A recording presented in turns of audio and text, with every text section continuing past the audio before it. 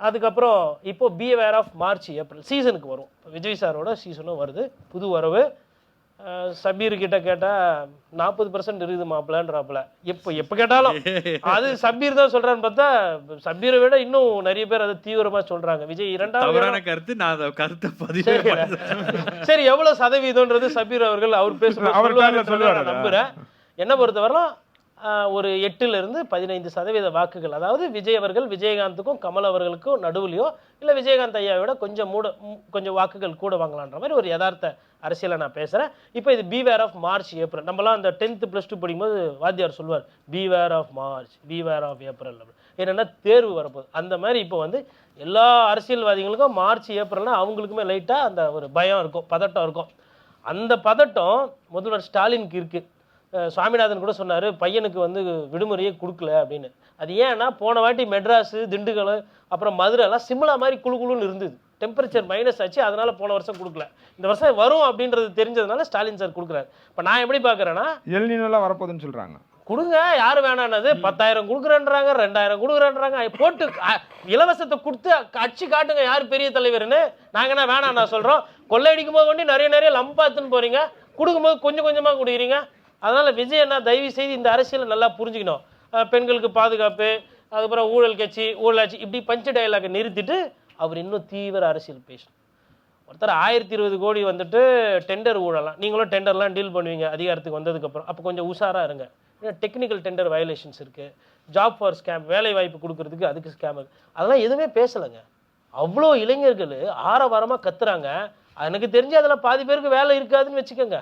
எடப்பாடி பழனிசாமி சொன்னதில் தான் அந்த 1000 ரூபாய் வாங்குவாங்க போல தெரியுது. ஏன்னா திங்கக்கிழமை ஒரு நாள் பூரா வராங்கன்னா நமக்குலாம் தெரியும் ஒரு நாள் லீவ் வாங்குறதுக்கு என்னென்ன செத்த ஆயாவையே சாவடிக்கிறது, பெரியப்பாக்கு கால் இழுத்துக்கிச்சு, பாத்ரூமில் பாட்டி ஊந்துட்டாங்க, எவ்வளோ சொல்லியிருப்போம். ஆனால் விஜய் சார் கூட்டம் போடும்போது வண்டி அப்படி ஒரு காரணங்களே வரும். எல்லாம் அப்படியே சோல்ஜர்ஸ் ஆல் அசம்பிள்னும் போது எல்லாம் வந்து நின்றுடுறாங்க. அப்புறமா அதில் ஒரு உறுதிமொழி, ஓட்டை விற்க மாட்டோன்னு. அவங்க ஓட்டு அவங்க விற்கிறாங்க, அடமானம் விற்கிறாங்க. நீங்கள் ஃபஸ்ட்டு விற்காமல் இருக்கிறீங்களா? நீங்கள் ஃபஸ்ட்டு ஒழுங்காக இருக்கீங்களா? ஊழல் பற்றி பேசிட்டீங்க, கருப்பு பணத்தை பற்றி பேசுங்க. அது எதனால் எதுக்கு பாதிப்புன்னா விஜய் சார் வந்தால் கருப்பு பணம் பெருகுன்றது என்னோட புரிதல். ஏன் அப்படின்னா 1.5 கோடி ரூபா ஃபீஸ் கட்ட சொல்லி, ஃபைன் கட்ட சொல்லி கோர்ட்டு சொல்லியிருக்குது.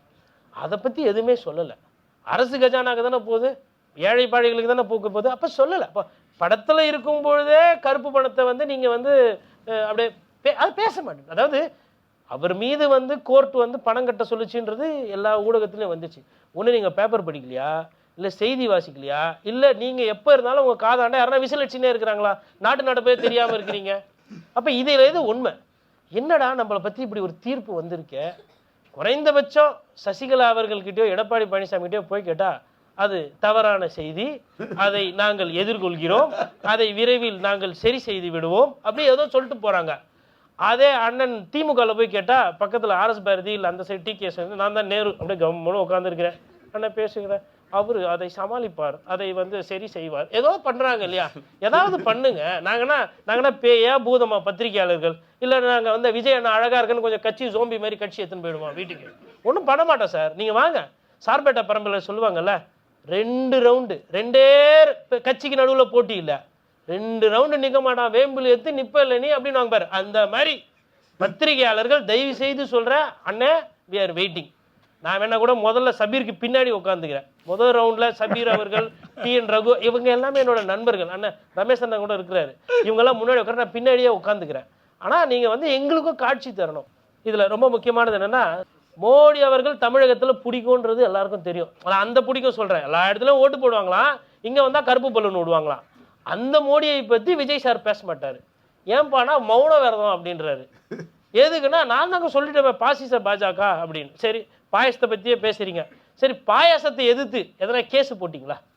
அதிமுக தானே இப்போ இன்பதுரை வழக்கு போட்டார், அதை பற்றி தானே எஃப்ஐஆர் பதிவு பண்ண சொன்னாங்க, அது பேசுறது கிடையாது.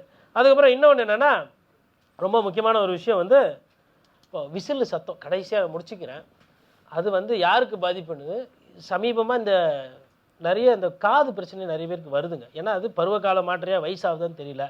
ஆல்ரெடி செங்கோட்டையன் சொல்லியிருக்கிறார், நம்மவர் உஷாராக இருக்க வேண்டும், பெரியவர்களிடமோ வயதானவர்களிடமோ இல்லை பஸ்ஸுக்கு நிற்கணும், காதில் அந்த விசிலை ஊதக்கூடாது என்று.